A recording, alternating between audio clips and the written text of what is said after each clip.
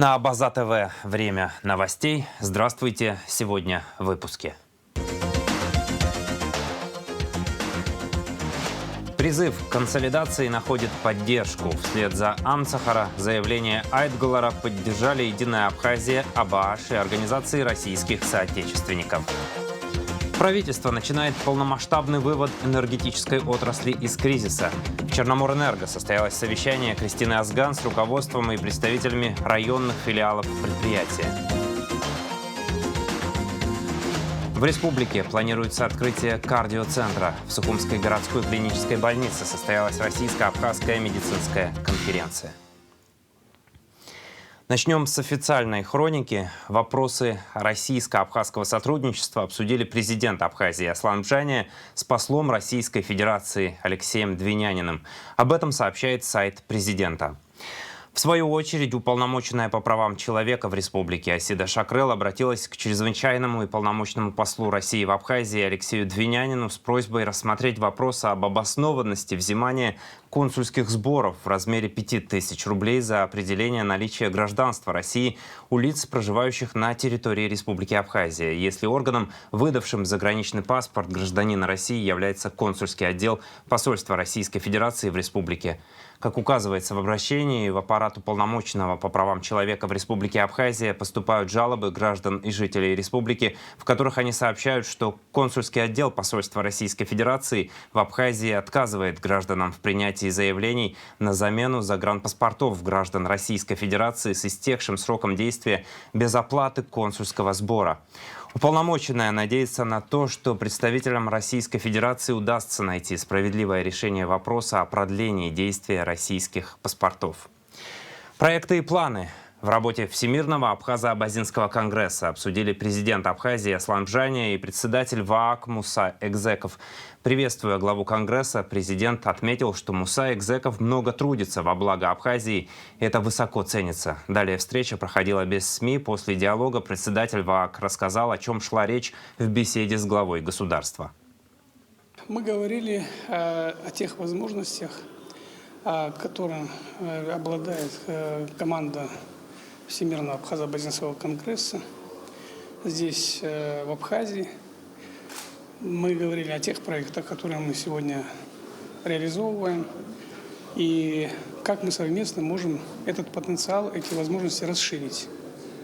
Есть полное понимание и большой интерес везде, где действительно можно изменить жизнь людей к лучшему. И, конечно, президент очень внимательно эти возможности изучал. Есть договоренность, что сегодня мы встретимся с командой Конгресса. Я предложил, чтобы каждый руководитель направления очень подробно раскрыл, что мы делаем, как мы делаем, для чего мы делаем, для кого мы делаем, и об успехах, которые есть, о планах, которые у нас впереди. Мы будем прилагать совместно с руководством республики, непосредственно с президентом, все усилия для того, чтобы расширить эти возможности, этот потенциал.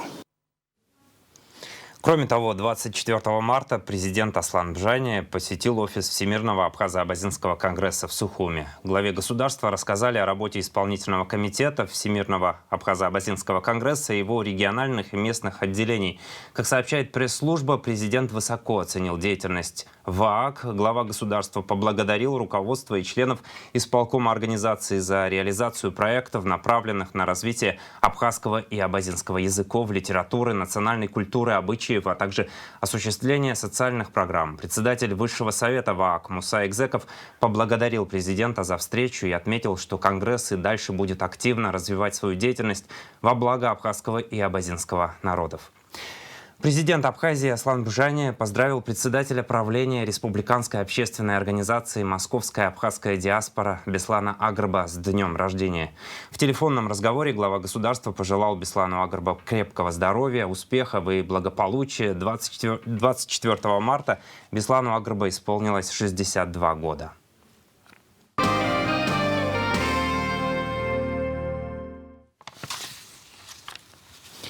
Политсовет партии Единая Абхазия поддерживает обращение РОО Айтгалара от 22 марта с призывом к диалогу власти и оппозиции. Об этом говорится в заявлении Политсовета Единой Абхазии. В нем, в частности, отмечается: мы, безусловно, согласны с предложением начать все с чистого листа и прекратить поток взаимных упреков и обвинений, как в различных политических катаклизмах, так и в других кризисных явлениях в жизни нашей страны. Однако любой призыв всегда ценен тем, что порождает конкретные политические действия. В этой связи наша партия считает, что необходимо провести заседание Общественного совета при президенте с участием политических и общественных организаций, на которое пригласить представителей всех ведущих политических партий, как провластных, так и оппозиционных. Итогом этого заседания должно быть формирование нескольких постоянно действующих рабочих органов по вопросам конституционной реформы, выработки модели социально-экономического развития, основных приоритетов внешней политики и так далее. Итогом деятельности этих органов должны стать конкретные программы развития Абхазии по важнейшим направлениям политической и экономической жизни. Кроме того, считаем важным шагом на пути социального согласия подписание рамочного общественного договора между ведущими политическими силами, в котором были бы определены основные правила игры и принципы цивилизованной политической конкуренции. Конец цитаты. Напомним, накануне обращение Айтгалара также поддержала в своем заявлении партия Амцахара. Общественная организация ветеранов Отечественной войны народа Абхазии АБААШ также поддерживает обращение РОО Айтгалара к президенту республики Аслану Бжане и также призывает общественно-политические организации Абхазии к консолидации. Об этом говорится в распространенном заявлении организации. Русская община и казачество Абхазии поддерживают обращение Айтгалара и призывают к консолидации общественно-политические организации республики. Об этом говорится в заявлении общественных организаций: Русская община Абхазии, Черноморское казачье войско Абхазии, Союз казаков Абхазии, казаков-ветеранов боевых действий и Фонд развития взаимоотношений между Абхазией, ЛНР, ДНР и Россией Отечества. Они призывают общественных и политических деятелей, общественно-политические движения и политические партии, общественные организации республики поддержать инициативу РОО Айтгалара.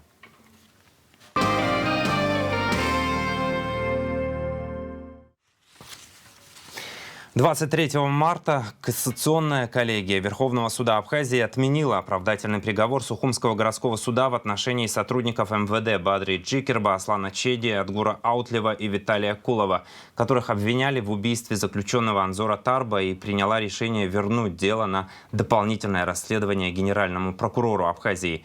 В отношении бывших сотрудников МВД избрана мера пресечения в виде домашнего ареста сроком на 2 месяца до 23 мая. Слово Элеоноре Гилаян. Кассационная коллегия Верховного суда по уголовным делам лишь с 3-й попытки смогла перейти к рассмотрению материалов. Сначала сторона гособвинения заявила отвод судье Роману Кварче, и он был удовлетворен. На 2-м заседании уже защита выступала с отводом судье Мимозе Цужба, и этот отвод тоже удовлетворили. В итоге 3-м судьей вместе с Генригом Миссони и Майей Квициния стал Тимур Шоня. Такому составу стороны выразили доверие, и началось рассмотрение материалов дела, а именно исследование доказательств. Все эти материалы уже множество раз были озвучены в ходе заседаний суда первой инстанции. Гособвинение заявляло о доказательствах вины, защита приводила свои доводы, говоря о недостаточности аргументов. Завершив стадию исследования доказательств, суд перешел к прению сторон.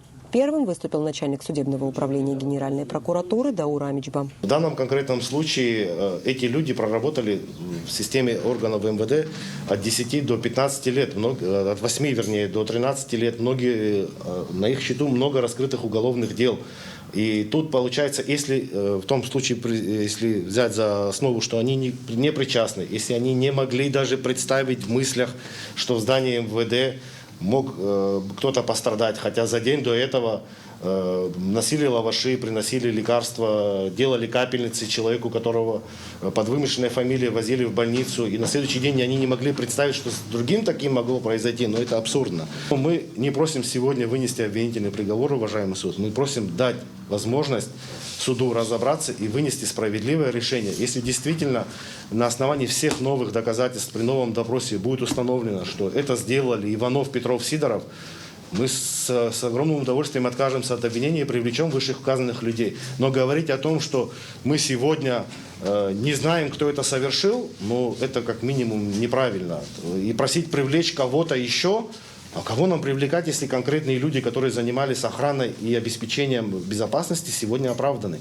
А признаны виновными сотрудники прокуратуры. Нас все просим наше представление удовлетворить. Адвокат Бадри Джикерба и Аслана Чедия Нино Курсая, выступая в ходе прений, ответила своему коллеге. Защита не оспаривает факт убийства Анзора Тарба. Более того, не может понять, почему по выделенному делу не идет расследование, говорит адвокат Курсая. Вот наш коллега, оппонирующий нам сегодня, интересуется. Было убийство Анзора? Было убийство. Убийство было зверским. Но почему же по выделенному делу в отношении неустановленных должностных лиц не было ничего проведено? Его этот вопрос почему-то не интересует. Меня это наталкивает на мысль, что он хочет, чтобы именно эти люди понесли наказание за то, что они не совершали. Сомкнул наручники сзади для того, чтобы не смог оказать сопротивление Попова. А что, если наручники сомкнуты спереди? Человек может оказывать сопротивление, да? Но если на него нападают 6 человек, то если у него сомкнуты наручники спереди, то он может обороняться, он является обороноспособным. Сами оправданные выступать с последним словом в прениях отказались. Суд удалился в совещательную комнату и через 1,5 часа вернулся с решением. На основании изложенного, руководствуясь статьями 106.1, пунктом 1 части 1 статьи 237, пунктом 3 части 1 статьи 344, статью 338, статью 347.2 УПК РА, Кассационная коллегия по уголовным делам Верховного суда Республики Абхазия при особом мнении судьи Верховного суда Гамисоне определила оправдательный приговор Сухумского городского суда от 10 ноября 2020 года в отношении Джикерба, Чедия, Аутлева и Кулова отменить и возвратить уголовное дело генеральному прокурору Абхазии для устранения препятствий его рассмотрения судом. Частное постановление Сухумского городского суда от 10 ноября 2020 года отменить. Обвиняемым вновь назначена мера пресечения в виде домашнего ареста сроком на 2 месяца, то есть до 23 мая. Решение Кассационной коллегии Верховного суда может быть обжаловано в суд надзорной инстанции. Элеонора Гилаян, Рамо Камке, Абаза ТВ. Генпрокуратура возбудила уголовное дело в отношении экс-министра по репатриации Беслана Дбар по факту служебного подлога и мошенничества в особо крупном размере с использованием служебного положения. По версии следствия, Дбар, являясь должностным лицом и имея право распоряжаться средствами госбюджета, выделенными на содержание Министерства по репатриации и средствами внебюджетного фонда репатриации в период с 20 августа 2018 года по 24 апреля 2020 совершил служебный подлог. На основании подложных исполнительных документов, как считают органы, министром по репатриации Дбар в период с 24 августа 2018 по 28 июня 2019 были изданы приказы о перечислении из фонда репатриации денежных средств «Ремстрой» 2012 в размере 25 миллионов 296 тысяч 598 рублей. Правительство начинает полномасштабный вывод энергетической отрасли из кризиса. В Черноморэнерго состоялось совещание вице-премьера, министра экономики Абхазии Кристины Озган с руководством и представителями районных филиалов предприятия. Министр экономики заслушала представителей всех районных филиалов энергокомпании и распорядилась продолжать работу по снижению энергопотребления. Подобные совещания будут проходить каждые 2 недели. Подробности у Марианны Котовой. Суточное потребление электроэнергии в Абхазии составляет примерно 2 миллиона киловатт-часов, сказала вице-премьер, министр экономики Кристина Озган на встрече с руководством районных филиалов Черноморэнерго. Она отметила, что все еще не удалось достичь приемлемых показателей потребления по отношению к показателям марта 2020 года. По ее словам, прослеживается лишь незначительная динамика на снижение. В целом статистика пока не удовлетворительна, но тем не менее надо отметить, что незначительная динамика на понижение имеется, несмотря на то, что холода пока еще держатся, значит, определенная работа может быть пока не та, которая нас устраивала бы с точки зрения эффективности и количественных показателей, но тем не менее она ведется. Озган подчеркнула, что положительные результаты по снижению энергопотребления наблюдаются в Гулырыбском, Галском, Ичимчирском и Ткорачалском районах. Самая плохая ситуация в Гагарском, Сухумском, Гудаутском районах и в Сухуме. Значит, в целом пока еще мы с вами не достигли приемлемого показателя потребления по отношению отношению к объему потребления марта прошлого года у нас, значит, показатель потребления варьируется в пределах 2 миллионов киловатт-часов. Пока, к сожалению, значит, этот показатель еще очень существенный, и он нам создает определенного рода проблемы, связанные с тем, что такие нагрузки система не выдерживает. От этого частые аварии и постоянная ваша, значит, работа в системе нон-стоп, связанная с тем, что людей перебрасываем с места на место для того, чтобы устранить аварию, последствия и, соответственно, подать людям свет. Начальник филиала Черноморэнерго в Гульдырыпше Сураб Ханагуа рассказал, что с начала 2021 года нагрузки составляли 46 мегаватт. К марту их удалось сократить до 33 мегаватт. По его словам, есть случаи повторного подключения к триптоферм. 4 фермы было откручено. Ну, фермы как? Где 40-30 аппаратов повторно, где были подключения, были составлены акты, обратно же отрезаны не с высокого, сняты разъединители, забрали трансформаторы, там вот так вот. Начальник отдела энергосбыта Галского района Дмитрий Бадич отметил, что тема майнинга в районе уже не актуальна. Последняя ферма была отключена в январе. Последняя база была отключена в январе сотрудниками МВД. Озвучена как очередная майнинговая база в Гальском районе. На 2 базах идет полный демонтаж, оборудование увозится. А одна база ждет 1 июня и хотят официально оформляться и работать. Но по высокой стороне отрезана, МВД проверяет регулярно и смотрит. В деревнях 132 абонента мы выявили с 3 фазами, 31 из них отключен. Акты за подписью абонентов прилагаются.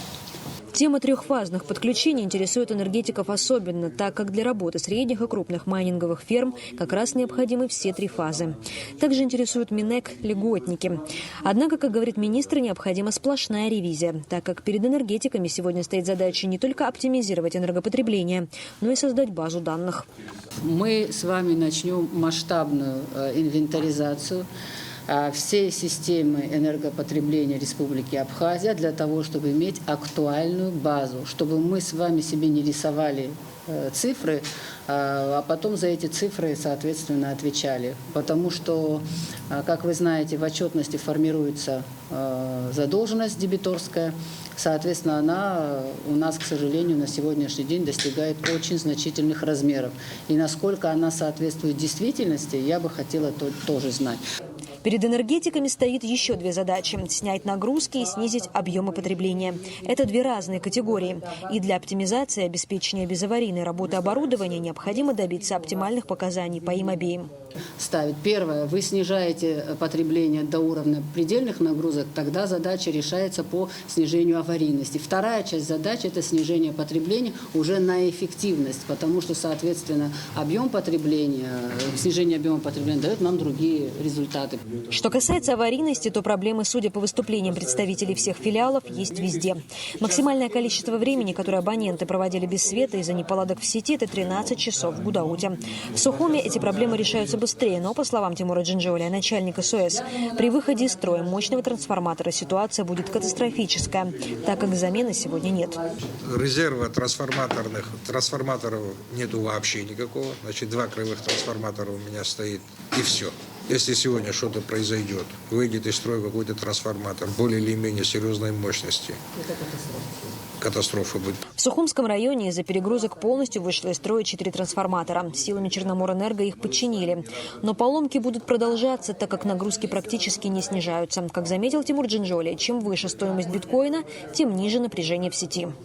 Даже те линии, которые мы в свое время закладывали с учетом какого-то развития перспективы, на сегодняшний день они у нас работают в недопустимом перегрузе. Что, соответственно, приводит к всем этим авариям, поломкам.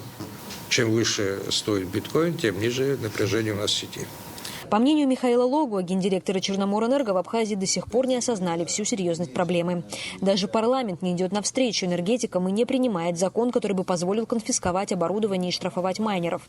По его словам, одни не хотят упускать выгоду, другие портить отношения. Таки нет осознания ни в обществе, ни в некоторых структурах, может быть, даже и у нас где-то, да, до конца понимания, насколько эта проблема серьезна и к чему все это может привести. Но чтобы бороться с этим, это надо делать каждый день, это надо делать системно. Я могу просто вспомнить вот наши с вами предложения. Да, это конфискация, которой пока нет. Это создание площадки на базе энергонадзора с хотя бы 2 манипуляторами, которые в круглосуточном режиме работало бы. Это законодательные инициативы по штрафам, по уголовной ответственности, почему-то парламент их отложил. То есть, и еще ряд предложений. И если это те же операторы, почему-то, которые не хотят в постоянном режиме работать. И, наверное, никто ни с кем не хочет портить отношения, да? Никто не хочет там коммерческую выгоду терять. Но пока не будет осознания того, что это проблема общая, и не будет повседневной целенаправленной работы, единственное, что мы можем сделать, подготовить, и повторюсь, на летний период лимиты по всем районам и городам. Кристина Узган призвала сотрудников Черноморэнерго добросовестно выполнять свою работу, так как именно от энергетиков зависит успех предпринятых мер. Я абсолютно уважительно отношусь к вашему труду и знаю, что это очень серьезная морально-психологическая нагрузка. Но вы на себя эту нагрузку взяли добровольно, поэтому мы с вами в этом смысле должны работать абсолютно однозначно, самоотверженно и очень результативно. Иначе просто, к сожалению, у нас с вами перспектива в этом смысле недолгосрочно может быть. Я вынуждена это сказать, потому что, не меняя ситуацию в энергетике, исправить ее не удастся. По словам министра экономики, правительство приступает к полномасштабной подготовке предложений по выводу из кризиса энергетической отрасли. Чтобы работа шла более эффективно, подобные совещания будут проводиться каждые 2 недели. Марьяна Котова, Торника Мичба, Абаза ТВ. МВД республики продолжает борьбу с работой незаконных майнинг-ферм. Слово нашим коллегам из пресс-службы ведомства. При проведении рейдовых мероприятий с 15 по 23 марта текущего года сотрудниками Управления экономической безопасности и противодействия коррупции МВД Республики Абхазия выявлены действующие объекты по добыче криптовалют в Ачимчирском и Гулырыбском районах.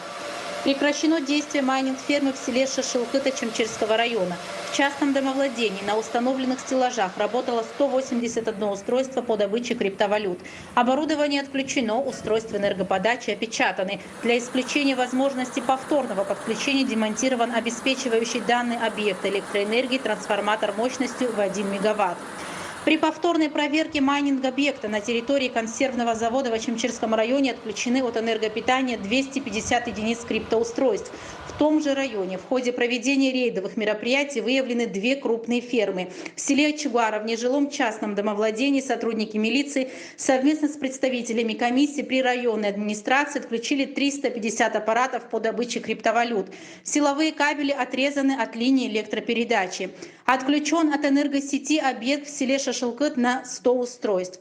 Изъят кабель, связывающий линии электропередач с трансформатором в Гулырыбском районе. 2 объекта с функционирующими майнинг-устройствами на 153 единицы техниками опломбированы и опечатаны соответствующим образом.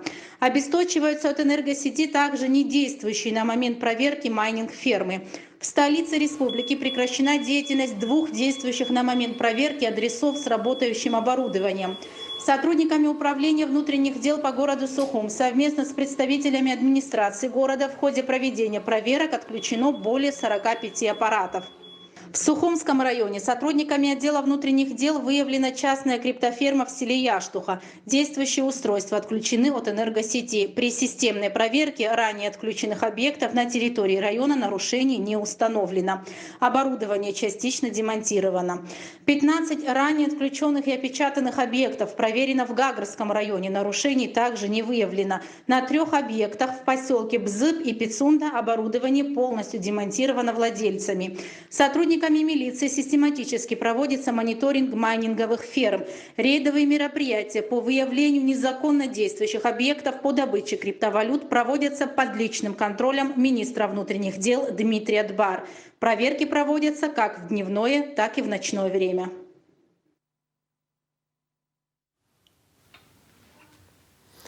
Пресечен незаконный ввоз в Россию из Республики Абхазия устройств для добычи криптовалют. По сообщению пресс-службы Краснодарской таможни по городу Сочи на таможенном посту «Адлер» был остановлен автомобиль марки BMW 525, прибывший из Республики Абхазия. Водитель, гражданин Абхазии 1992 года рождения, отрицал наличие товаров, подлежащих таможенному декларированию. После таможенного осмотра иномарки в багажнике автомобиля таможенники обнаружили тайник. За стенкой заднего пассажирского сидения в полости сабвуфера было спрятано электронное оборудование в виде металлических коробок серого цвета в количестве 11 штук. Устройства с вентиляторами и блоками питания предположительно являются оборудованием для майнинга криптовалют. Документы на товар у водителя отсутствовали, пояснить предназначение устройства он не смог. В салоне другого автомобиля Mazda, прибывшем несколькими днями позже из Абхазии, на заднем пассажирском сидении в дорожной сумке были обнаружены упакованные в целлофан двусторонние хэш-платы с радиаторами охлаждения для майнинга криптовалют в количестве 13 штук. Незаконный товар изъят, образцы устройств направлены на экспертизу. По результатам экспертизы будет решаться вопрос о возбуждении производства по делам об административных правонарушениях.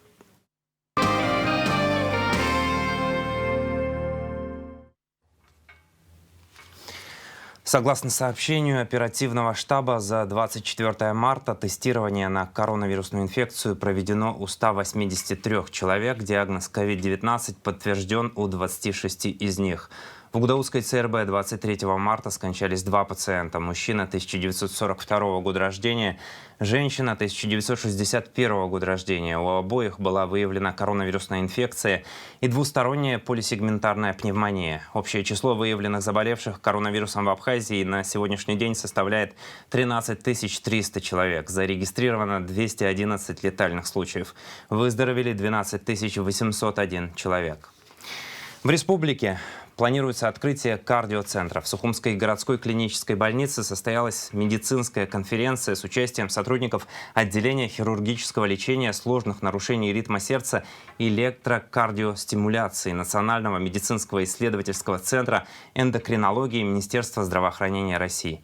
С чем связан приезд российских кардиологов в республику и как прошла конференция, расскажет Виола Барганча.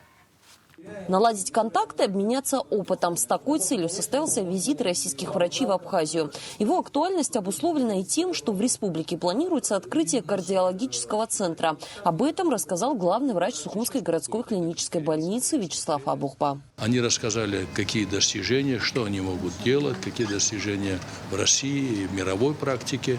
И мы определили наши контакты. Это очень актуально в свете того, что в Абхазии планируется, вы знаете, организация кардиологического центра. Это очень актуально для здравоохранения Абхазии. Никому, ни для кого секрет, что заболевания сердечно-сосудистой системы занимают печальную пальму первенства смертности. Они занимают около 60% общей смертности.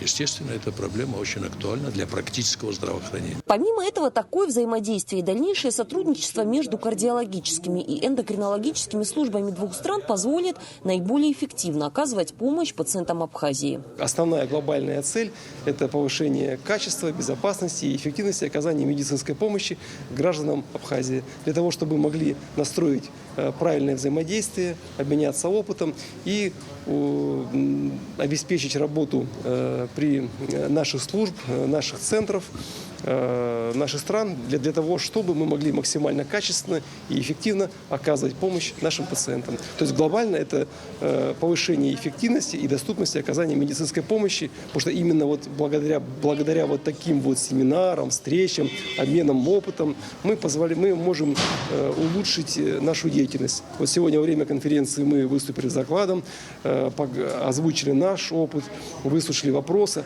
а также позадавали вопросы коллегам, кардиологам, эндокринологам, чтобы узнать, какими протоколами, подходами они пользуются. Для абхазских врачей, как рассказывает Людмила Оторба, заведующая кардиологическим отделением, подобные конференции как возможность получить новые знания, задать насущные вопросы и посоветоваться с ведущими специалистами. Мы с большим интересом прослушали презентацию наших коллег из Института эндокринологии. Это очень актуальные вопросы, которые мы сегодня рассматривали. Мы выслушали их с интересом, мы задавали вопросы, отвечали на вопросы наших коллег, потому что это одна из серьезнейших областей кардиологии, и у нас очень много пациентов с такими проблемами.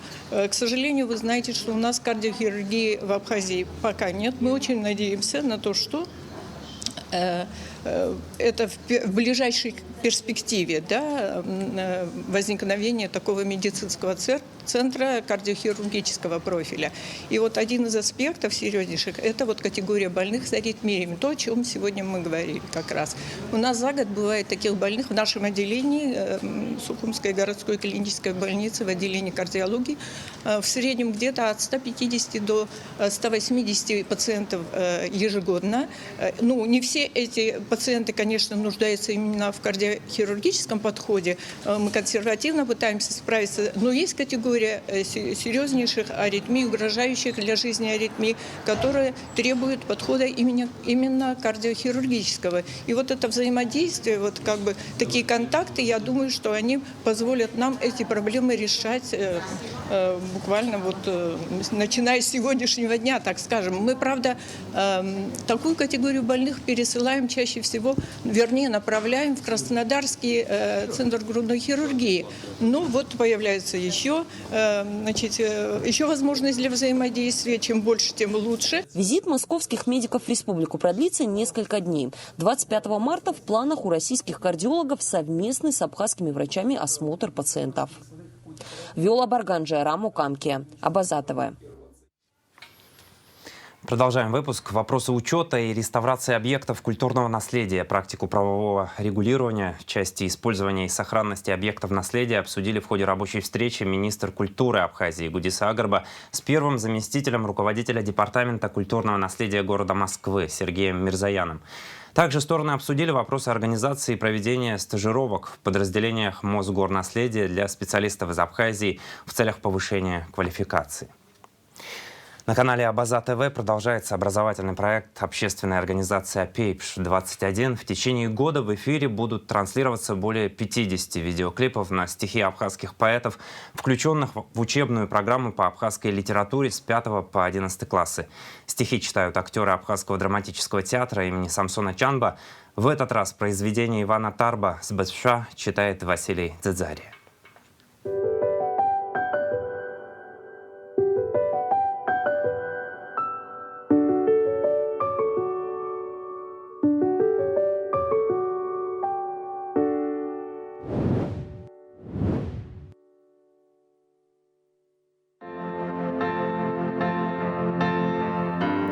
Иван Тарба с Бэдша.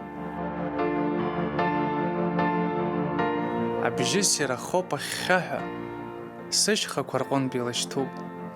И нежно Бэдша как сызхаху, сыззыха и мариоп и ласуп. И рало пуски сышхуцва, свитасква анмышку изхо. С Бэдша сир, амбат дзхуцва. Абжитка яйцамку изхо. С Бэдша хазына с дасхвартам, сисыцьез насыпный саньяз, с гуамадзах тыгас янсырта, хайцрымшу надзадза хаймаз.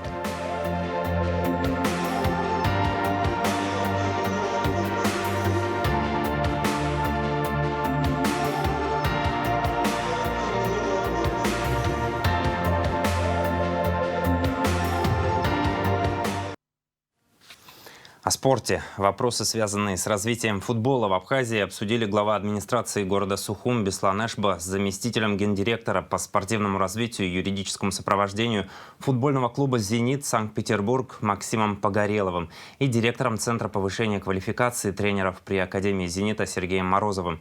Мэр столицы поблагодарил представителей именитой команды из Санкт-Петербурга за то, что выбрали город Сухум местом проведения тренировочных сборов. Футболисты детско-юношеской академии футбольного клуба «Зенит» с 19 марта находятся в Сухуме на тренировочных сборах. 27 мая состоится торжественное открытие филиала Академии «Зенит» в Абхазии.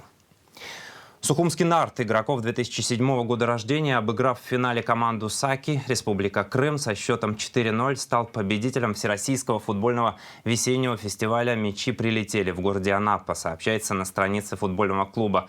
В полуфинале юные сухумские футболисты выиграли у команды Рогачева из Москвы со счетом 2-0. Тренирует команду Батал Барателия.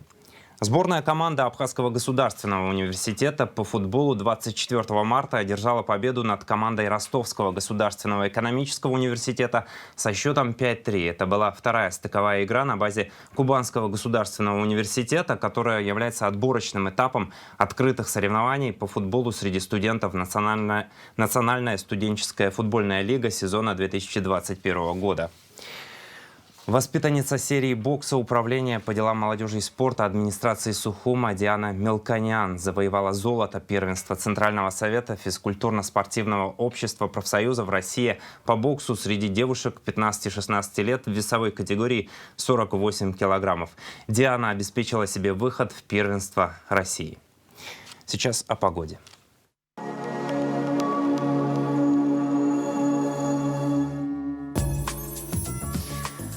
В четверг, 25 марта, в Абхазии облачная с прояснениями погода. Временами дождь, возможен туман. В предгорьях и горах снег с дождем снег. Температура воздуха ночью 6, днем до 8 градусов. Температура морской воды 9 градусов.